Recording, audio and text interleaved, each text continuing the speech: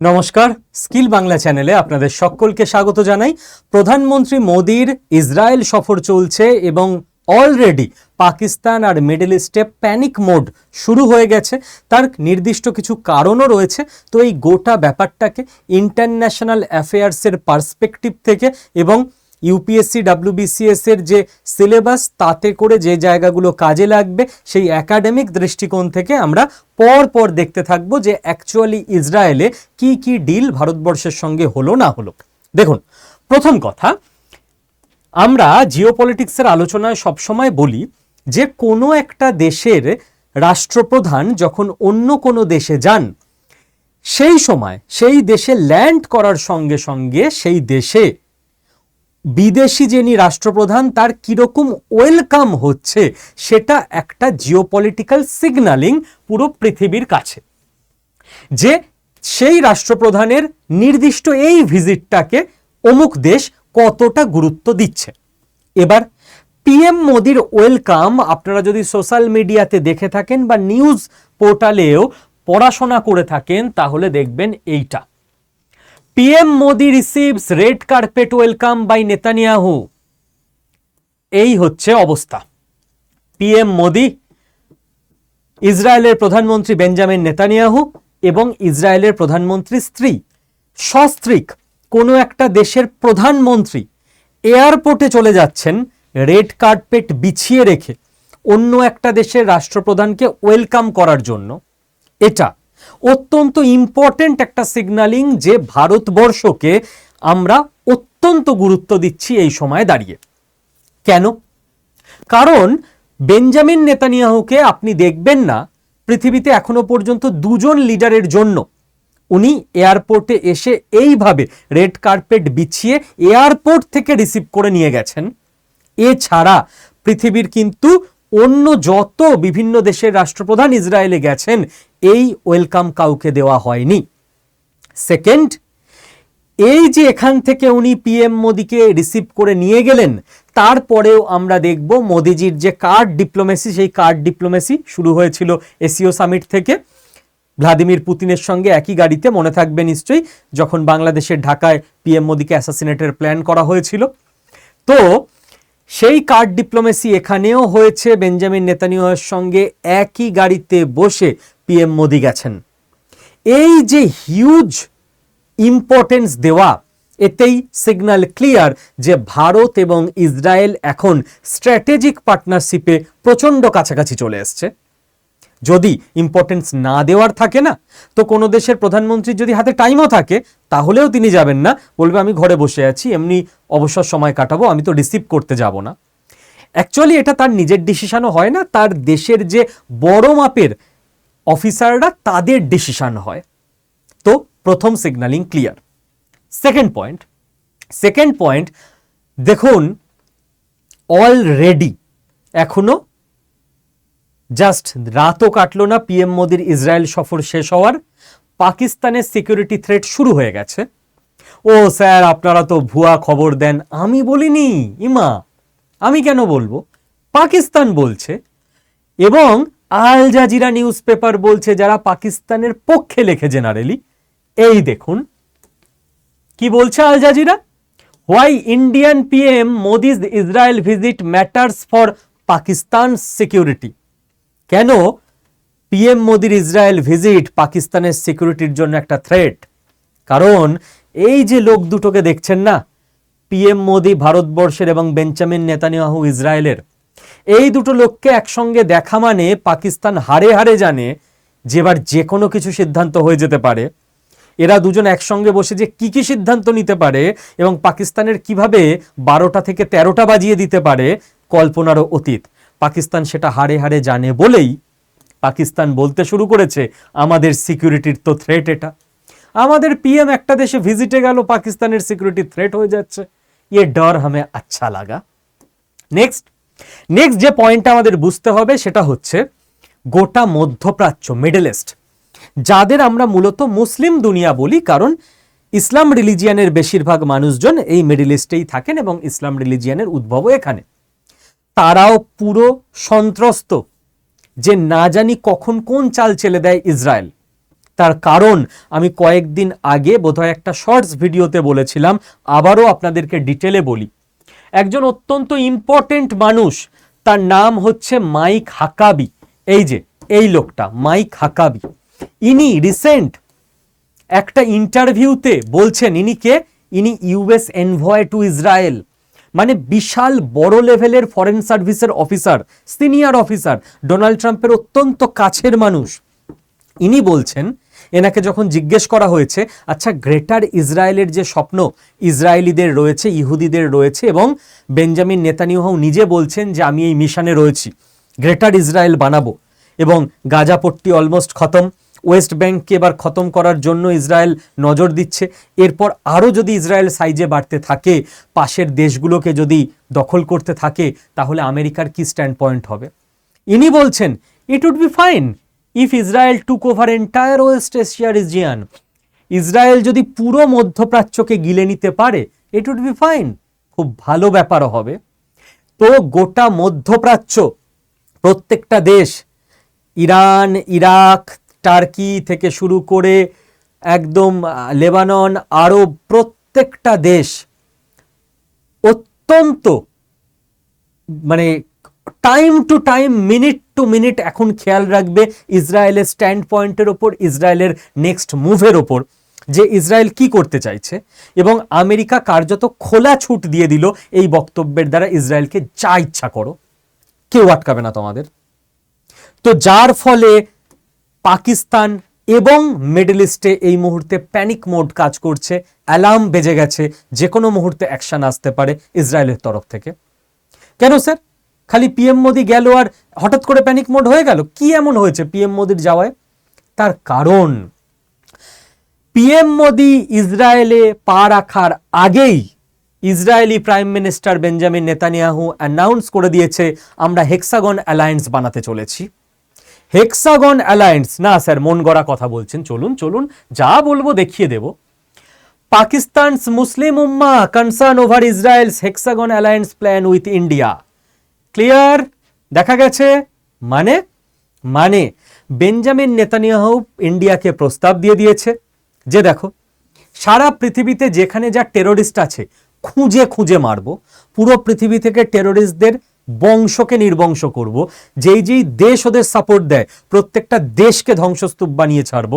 তার জন্য hexagon alliance বলে একটা অ্যালায়েন্স বানাচ্ছি, এই অ্যালায়েন্সে চলে আসো তোমরা, কারণ ইন্ডিয়া একটা এই মুহূর্তের সুপার পাওয়ার, যে টেরোরিজমের দ্বারা বারবার ক্ষতিগ্রস্ত, এবং ইসরায়েলও একটা মারাত্মক ইম্পর্টেন্ট পাওয়ার এই মুহূর্তের পৃথিবীর, যার উপরও বারবার টেরোরিস্ট অ্যাটাক হয়েছে।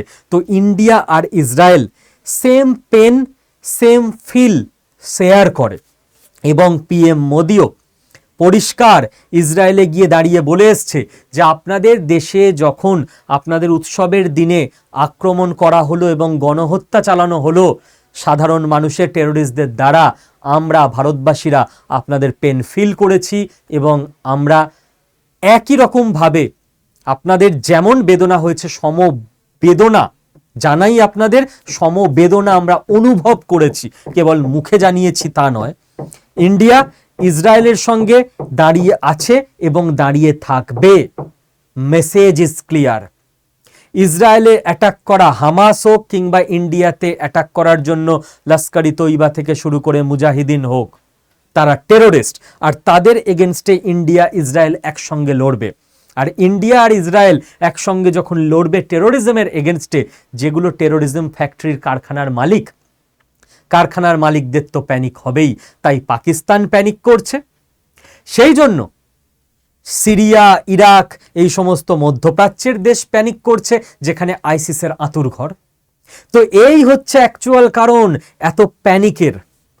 এবং পাকিস্তান সঙ্গে সঙ্গে কি শুরু করে দিয়েছে নাটকবাজি, এই যে হেক্সাগন অ্যালায়েন্স হচ্ছে, এটা মুসলিম উম্মার এগেনস্টে, বল টেরোরিজমের এগেনস্টে ভড়কাতে চেষ্টা করছে ভারতবর্ষের মুসলিমদের, যে ভারতবাসী মুসলিম আপনারা যারা আছেন, আপনারাও আপনার দেশের এগেনস্টে চলে যান, এইসব অ্যালায়েন্স ফ্যালায়েন্স একদম ভালো না, এটা মুসলিম ইমান উম্মা সেসবের এগেনস্টে। কিসের এগেনস্টে ভাই?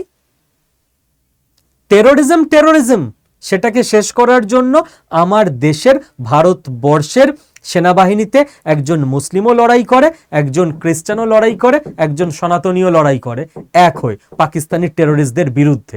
কাজেই এইসব পুরকি দেওয়া উস্কানিমূলক জিনিসপত্র করে 20-25 বছর আগে মানুষকে ভড়কি দেওয়া যেত, আজকে ভারতীয় মুসলিমদের আর ভড়কি দেওয়া যাবে না। নেক্সট যে পয়েন্টটা আমাদের আসতে হবে, ইরান মারাত্মক ভাবে এই ইন্ডিয়া ইসরায়েল রিলেশনের এগেনস্টে এই মুহূর্তে বক্তব্য রাখবেই, কারণ ইরান পরিষ্কারভাবে বুঝতে পারছে ভারতবর্ষ ইরানের দিক থেকে নিজেকে সরিয়ে নিচ্ছে যখনই ইরান ভার্সেস ইসরায়েল হচ্ছে, এবং গ্র্যাজুয়ালি ইসরায়েলের সঙ্গে অ্যালাইন করতে শুরু করছে। চাবাহার পোর্ট আমাদের, যেটা অত্যন্ত ইম্পর্টেন্ট আমাদের জন্য আফগানিস্তানে পৌঁছানোর কাজে, সেখানেও কিন্তু ভারতবর্ষ বাজেটে এবারে টাকা বরাদ্দ করেনি। তার কারণ ইসরায়েল আর ইরান হচ্ছে একেবারে সাপে নেউলে আদায় কাঁচকলায় সম্পর্ক যাকে বলে, ইডিওলজিক্যাল ভাবে দুটো দুপ্রান্তে থাকা দেশ। ইসরায়েল মনে করে ইরান ইসলাম রিলিজিয়ানের বর্ম সামনে রেখে টেরোরিজম চালাচ্ছে সারা পৃথিবীতে, টেরোরিস্টদের ফাইন্যান্সিং করছে, তো ইরানের ধ্বংস হয়ে যাওয়া পৃথিবীর মঙ্গলের জন্য ভালো। আর ইরান মনে করে যে ইসরায়েল দেশটা তৈরি হয়েছে পুরো পৃথিবী থেকে ইসলামকে মুছে দেওয়ার জন্য, তো ইসরায়েলের ধ্বংস হয়ে যাওয়া ইসলামের জন্য ভালো, এবং ইরান ইসলাম রিলিজিয়ানের নেতৃত্ব দেওয়ার মতো একটা দেশ। তো ওদের ইডিওলজিক্যাল ডিফারেন্সই টোটাল আলাদা মেরুতে, উত্তর মেরু দক্ষিণ মেরুর মতো অবস্থা, এবং ভারত গ্র্যাজুয়ালি ইরানের থেকে ইসরায়েলের দিকে সরছে, জিওপলিটিক্যাল শিফট। নেক্সট কেন পিএম মোদির এই ইসরায়েল সফর এত ইম্পর্টেন্ট? এবার 15 বছর আগে তো আমাদের দেশে একটা ভুলভাল ন্যারেটিভ চালানো হতো, খেয়াল করে দেখুন, প্রধানমন্ত্রী বিদেশে ঘুরতে গেছে, তা প্রধানমন্ত্রী যাবে না তো কি আমাদের পাড়ার হারু কাকু যাবে বিদেশে? হারু কাকু বিদেশে ঘুরতে যেতেই পারেন নিজের মতো করে, বাট প্রধানমন্ত্রী হিসেবে আমরা যাকে দায়িত্ব দিয়েছি, বিদেশ মন্ত্রী হিসেবে আমরা যাকে দায়িত্ব দিয়েছি, তিনি কি আমার পাড়ায় ঘুরে ঘুরে আমার পাড়ায় একসঙ্গে আমার সঙ্গে কাঁধে কাঁধ মিলিয়ে কাজ করবেন? তার জন্য তো পাড়ার ছেলেরা আছে, তার জন্য পঞ্চায়েত মেম্বার আছে, কাউন্সিলর আছে, বড় জোর এমএলএ অবধি যেতে পারি পাড়ার প্রবলেমের জন্য। প্রধানমন্ত্রী বিদেশ মন্ত্রীকে তো ভারতবর্ষ নির্বাচনই করেছে বিদেশে গিয়ে ডিল করার জন্য, কাজেই ওই ন্যারেটিভ আর চলছে না। প্রধানমন্ত্রী বিদেশে ঘুরে বেড়াচ্ছে, ঘুরে বেড়ায় না, ডিল করে। কি ডিল হচ্ছে ইসরায়েলের সঙ্গে ভারতবর্ষের? ইসরায়েল ভারতবর্ষকে ALBM golden Horizon missile offer করছে যে এটা আমাদের থেকে নিয়ে নাও, এবং এই মিসাইলটা ALBM air launched ballistic missile, 2000 kilometre range, huge একটা অংশ পৃথিবীর ভারতবর্ষর র্যাডারে চলে আসবে, এই মিসাইলটার নিয়ন্ত্রণে চলে আসবে, কারণ এটা এয়ার লঞ্চড। তো পাকিস্তান তো কাঁপবেই, এমনিতেই পাকিস্তানের হাফিজ সঈদের বাড়ির ওপরে সানরুফ করে দিয়েছিল ব্রহ্মোস, এমনিতেই পাকিস্তানের এয়ারপোর্টের রানওয়েতে গর্ত করে দিয়েছিল ভারতবর্ষের মিসাইল, এরপর যদি আমাদের কাছে গোল্ডেন হরাইজন মিসাইল চলে আসে, পাকিস্তানে তো প্যানিক মোড হবেই। এবার হেন যখন একের পর এক ঐতিহাসিক ডিল ভারতের সঙ্গে ইসরায়েলের হচ্ছে, সেই সময় আমাদের দেশে রাজনৈতিক চাপানুতরও চলছে। আপনারা যারা স্কিল বাংলা চ্যানেল ফলো করেন তারা দেখবেন আমি রাজনৈতিক কথাবার্তা বলি না এই কারণে যে আমি বিতর্ক এড়িয়ে চলতে চাই, আমি ভয় পাই, ওটুকু সৎসাহস আছে একজন টিচার হিসেবে, যে সৎসাহস থাকার দরকার। বলি না এই কারণে, কারণ আমি একটা কথা বিশ্বাস করি, যে ফিল্ডে আমার পড়াশোনা নেই সে ফিল্ডে বাতেলা দেওয়ার উচিত নয়। সবাই সর্ববিষয়ে জ্ঞানী, খুব ভুল। ডাক্তারের ওষুধ দেখে বলে দিচ্ছে, এ বাবা এই ওষুধ দিয়েছে, আমার শালাকেও তো দিয়েছিল, এটা খাস না, এটা খা। আরে আমি কি ডাক্তার নাকি? এসব আমরা করে থাকি না। তো রাজনীতি ব্যাপারেও আমি সাধারণ মানুষের মতো যেটুকু বুঝি ওটুকুই বুঝি, যার জন্য আমি কথা বলি না।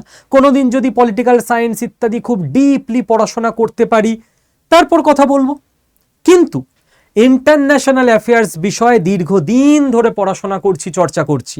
এখানে যে যত বড় নেতা নেত্রী হোক না কেন, যে পার্টির হোক না কেন, যদি বিদেশ নীতি নিয়ে ভুলভাল কিছু বলতে আসে তখন আমার বলা কর্তব্য, এবং ওইটুকু সৎসাহস আছে। কে কোন পার্টির কি নেতা পরোয়া করার দরকার নেই, কারণ এটা ইন্টারন্যাশনাল অ্যাফেয়ার্স, এটা আমার সাবজেক্ট। সিপিআইএম কি বলছে? আমাদের দেশ যখন একটা হিস্টোরিক ডিল করছে, আরে দেশের মধ্যে প্রবলেম নিয়ে ভাই তোমরা কথা বলছো, প্রত্যেকটা পার্টির কথা বলা উচিত, বিরোধিতা করা উচিত, তবেই সরকার পক্ষ বেটার কাজ করবে। বিদেশ নীতি নিয়ে এইসব ঝামেলা কেন? সিপিআইএম কি বলছে? সিপিআইএম এর বক্তব্য, আচ্ছা এটা ওই ইরানের ব্যাপারটা যেটা আগের পয়েন্টে বললাম, ইরানের নিউজটা দেখে নেবেন। সিপিআইএম এর বক্তব্য সেইটা হচ্ছে, আচ্ছা মিসাইল গোল্ডেন হরাইজন যে পয়েন্টটা বললাম এটাও এখানে লেখা আছে, দেখে নেবেন। প্রত্যেকটা আমি যেরকম ভাবে প্রমাণ দিয়ে বলি সেরকমই প্রত্যেকটা ট্যাব আমি ওপেন করে রেখেছি। সিপিআইএম এর বক্তব্য হচ্ছে প্যালেস্টাইনের সঙ্গে এটা বিট্রেয়াল, প্যালেস্টাইনের সঙ্গে বিশ্বাসঘাতকতা করা হচ্ছে। পিএম মোদি কেন ইসরায়েলে গেল, কেন ইসরায়েলের সঙ্গে ডিল করছে? আবার অলমোস্ট একই নোটে কংগ্রেস বলছে, কংগ্রেসের তরফ থেকে প্রিয়াঙ্কা গান্ধী বলেছেন যে আমি আশা করি পিএম মোদি গাজার যে গণহত্যা জেনোসাইড সেইটা নিয়ে ইসরায়েলে কথা বলবেন। কেন কথা বলবেন? আমরা কি গাজার অভিভাবক? আমরা গাজার দায়িত্ব নিয়ে বসে আছি যে আমরা আমাদের দেশের ডিল না করে ইসরায়েলে গিয়ে ইসরায়েল করবো তোমরা একদম ঠিক কাজ করছো না, গাজায় তোমরা যেটা করছো? হোয়াই? দেখুন, পলিটিক্সের অন্য কোনো ব্যাপার নিয়ে আজ অব্দি বলিনি, বলবোও না, যদি না অনেক দিন পড়াশোনা করে যোগ্যতা অর্জন করি। বাট ইন্টারন্যাশনাল অ্যাফেয়ার্সে প্রচন্ড বাজে কাজ হচ্ছে এটা। বিদেশ নীতিতে একটা জিনিসই চলে, ন্যাশনাল ইন্টারেস্ট। আমার দেশের এই মুহূর্তের ইন্টারেস্ট, স্বার্থ কি জড়িয়ে আছে অন্য দেশের সঙ্গে, সেই অনুযায়ী ডিল হয়। আজকে আমরা ইসরায়েলে গিয়ে বলে আসব যে এই গাজায় তোমরা গণহত্যা করলে না, একদম ঠিক করলে না। কালকে যখন কাশ্মীরে বাই চান্স আবার যদি একটা টেরোরিস্ট অ্যাটাক হয়, যে ইসরায়েল আজীবন ভারতবর্ষকে আন্তর্জাতিক মঞ্চে সাপোর্ট দিয়ে গেছে কাশ্মীর ইস্যুতে, যে কাশ্মীরে ভারতবর্ষের ওপর টেরোরিস্ট অ্যাটাক হচ্ছে, এবার ভারত যদি পাকিস্তানের ওপর পাল্টা কোনো অ্যাকশন নিতে যায়, তখন ইসরায়েল তো বলবেই, সারা পৃথিবী বলবে ইসরায়েলে জঙ্গি ঢুকে বাচ্চা থেকে বুড়ো মহিলা ঘরে ঢুকে খুন করে গেল ওদের ধর্মীয় উৎসবের দিন। সেটা নিয়ে ভারতের মাথা ব্যথা নেই, ভারত গাজায় গণহত্যা নিয়ে কত কথা বলে দিল, তো ঠিকই আছে। ভারতবর্ষেও কাশ্মীরে পাকিস্তান থেকে জঙ্গি ঢুকে একদম পেহেলগামে ধরে ধরে রিলিজিয়ান জিজ্ঞেস করে, ধর্ম জিজ্ঞেস করে হত্যা করে গেছে, ঠিকই আছে। ইসরায়েলের যেমন অধিকার নেই গাজায় হামাসকে মারার, ভারতেরও অধিকার নেই পাকিস্তানে হাফিজ সঈদকে মারার। যেখানে ভারতবর্ষ টেরোরিজমের দ্বারা আক্রান্ত এবং ইসরায়েলও টেরোরিজমের দ্বারা আক্রান্ত, আমাদের কমন ইডিওলজি ম্যাচ করছে টেরোরিজমের এগেনস্টে, আমরা ন্যাশনাল ইন্টারেস্ট রক্ষা না করে, যে ইসরায়েল আমাদের পক্ষে ইউএনএ বারবার বলে গেছে, আমরা তাদের গিয়ে বলে আসবো না না তোমরা ভুল করছো, গাজায় যেটা হচ্ছে ঠিক হচ্ছে না, তোমাদের সঙ্গে আরই আমাদের না স্যার, ইন্ডিয়ার তো একটা মানবিক স্ট্যান্ড পয়েন্ট নেওয়া দরকার। ওয়েট, মানবিক স্ট্যান্ড পয়েন্ট মানে? কাশ্মীরে যে টেরোরিস্ট অ্যাটাকগুলো হয়েছে, আমার দেশের সাধারণ মানুষ মারা গেছে, তাদের প্রাণের দাম নেই? হ্যাঁ স্যার, সে তো দাম আছে, আমরা তো বলি স্যার কাশ্মীরে টেরোরিস্ট অ্যাটাক তো নিন্দে করি। হামাস নিন্দে করেছে, প্যালেস্টাইন নিন্দে করেছে।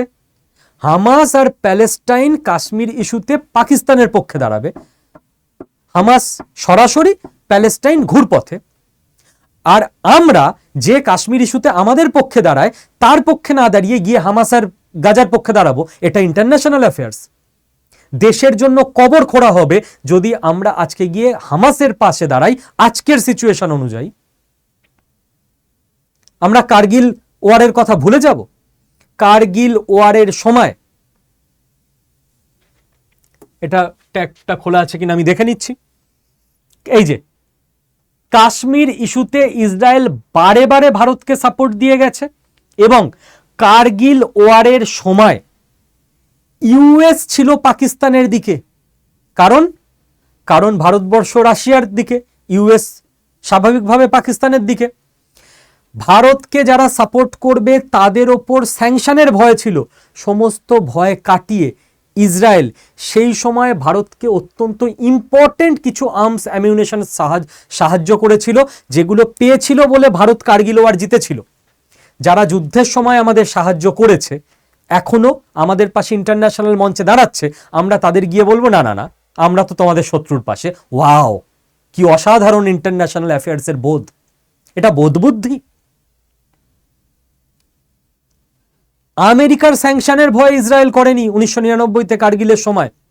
ইসরায়েলের এতটা সফট পাওয়ার, ভেতরকার লবির পাওয়ার, যে আমেরিকার মতো বড় দেশকে আমরা কন্ট্রোল করি, তো আমাদের কি করে স্যাংশন লাগায় আমেরিকা বুঝে নেব। এবং যেখানে যেখানে টেরোরিজম হবে, যেখানে যেখানে টেরোরিস্ট ফ্যাক্টরি হবে, আমরা সেখানে অ্যাটাক করব। পাকিস্তান টেরোরিস্ট ফ্যাক্টরি, তাই পাকিস্তানের এগেনস্টে ভারতকে ইসরায়েল অল টাইম সাপোর্ট দিয়ে গেছে। ইসরায়েল নিজের ইডিওলজি থেকে সরেনি যে ভারতকে সাপোর্ট দিতে হবে, কারণ ভারত শান্তিপ্রিয় দেশ, পাকিস্তান অ্যাটাক করছে বারবার টেরোরিস্টদের দ্বারা। তাতে করে ইউএসকেও বোঝাতে হলে, চাপ ক্রিয়েট করতে হলে আমরা তাও করব। তারা সেটাও করেছে, আর আমরা আজকে চলে যাব ইসরায়েলের এগেনস্টে। কি বিশাল বিজ্ঞ! হামাস আগে কাশ্মীরে যে সাধারণ মানুষরা ভারতবর্ষের এতদিন মারা গেছে, ভারতের সেনা মারা গেছে, তাদের হিউম্যান রাইটস নিয়ে বক্তব্য দেবে, তারপর ভারত হামাসের হিউম্যান রাইটস নিয়ে বক্তব্য দেবে। Clear. International relations national interest দেখে চলে, আদর্শ দিয়ে চলে না। এবং আমরা যদি ইসরায়েলের এগেনস্ট গ্রুপকে সাপোর্ট করি, ধরে নিলাম, সেখান থেকে ইন্ডিয়া কি পাবে?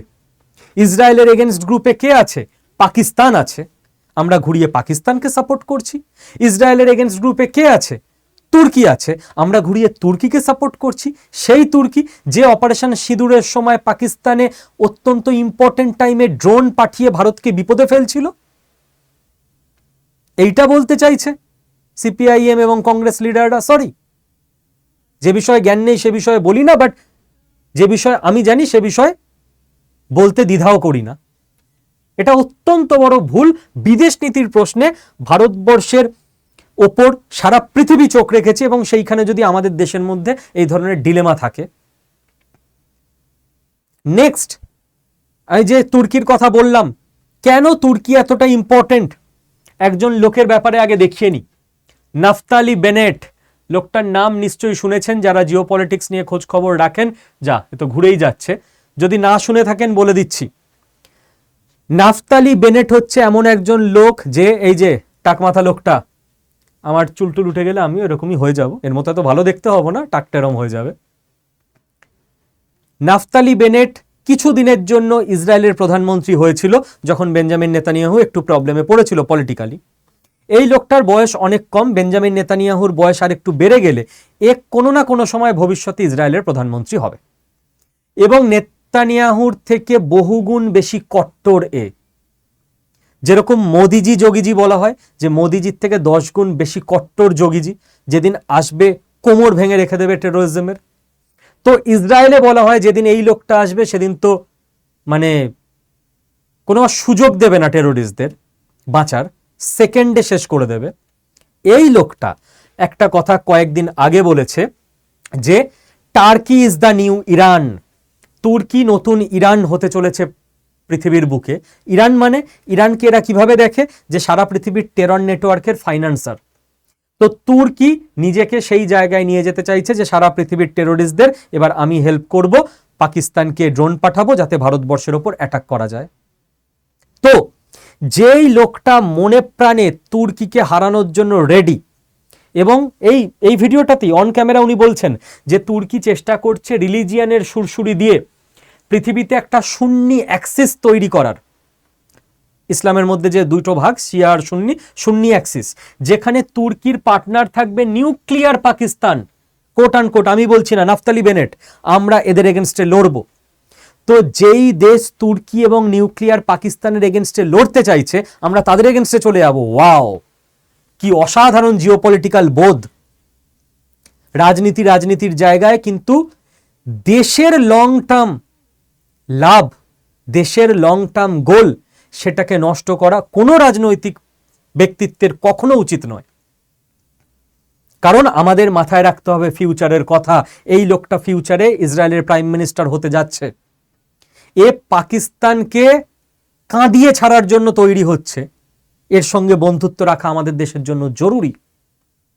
এবং হিউম্যানিটির প্রশ্ন আসছে, হিউম্যানিটির প্রশ্নে জয়েন্ট প্রেস মিটে দাঁড়িয়ে পিএম মোদি ভারতবর্ষে রিপ্রেজেন্ট করার সময়, ভারতবর্ষকে রিপ্রেজেন্ট করতে গিয়ে পরিষ্কার বলে এসছেন যে আমরা হিউম্যানিটির পক্ষে, আমরা চাই দ্রুত গাজা পিস প্ল্যান অনুযায়ী সমস্ত মানুষের ভালো হোক, যাতে করে মানব সভ্যতা সংকটে না পড়ে। ভারতবর্ষের স্ট্যান্ড পয়েন্ট ক্লিয়ার। ভারতবর্ষ কোথাও, কেউ হয়তো বলতে পারেন স্যার এর ফলে তো সারা পৃথিবী ভারতবর্ষকে মনে করবে যে গণহত্যাকারীর সমর্থক। নো নো নো, ভারতবর্ষ মোটেই বলে আসেনি যে গাজায় যা হচ্ছে ঠিক হচ্ছে। বাট ইসরায়েলের সঙ্গে আমরা পায়ে পালিয়ে গিয়ে ঝগড়া তো করতে যাবো না ভাই। তুমি আমার কাশ্মীর নিয়ে সাপোর্ট দেবে না আর আমরা তোমার গাজা নিয়ে সাপোর্ট দিতে যাবো, নো নো নো, সেই ভারত আর নেই। ভারতবর্ষ হিউম্যানিটির পক্ষে। আমাদের বিরোধী দলগুলো ডিম্যান্ড করুক যে ভারতবর্ষ কন্টেনারের পর কন্টেনার খাবার, পানীয় জল, ওষুধ গাজাতে পৌঁছে দিক সাধারণ মানুষের জন্য। অবশ্যই ভালো ডিম্যান্ড একটা, তাতে করে মানুষেরও উপকার হলো, গাজায় মানুষগুলো খেয়ে পড়ে বেঁচে থাকলো, ইনফেকশন কম হলো, সুস্থ থাকলো, তাতে করে ভারতবর্ষের গ্লোবাল ইমেজও ভালো হলো। কিন্তু ইসরায়েলের প্রাইম মিনিস্টারকে গিয়ে বলে আসবো এই একদম ঠিক করছো না গাজায়, তোমার সঙ্গে কথা নেই, এটা মূর্খামি, এটা মূর্খামি। এবং আবারও বলছি, টেরোরিজম নিয়েও ইসরায়েল এবং ইন্ডিয়া, এই যে পিএম মোদির সফর হলো, সেখানে নিজস্ব দুটো দেশের যে নিজের নিজের থট প্রসেস, সেইটা যে একই জায়গায় রয়েছে টেরোরিজমের এগেনস্টে, সেটাও সারা পৃথিবীকে জয়েন্ট প্রেস মিট থেকে সিগন্যালিং করে এসছে।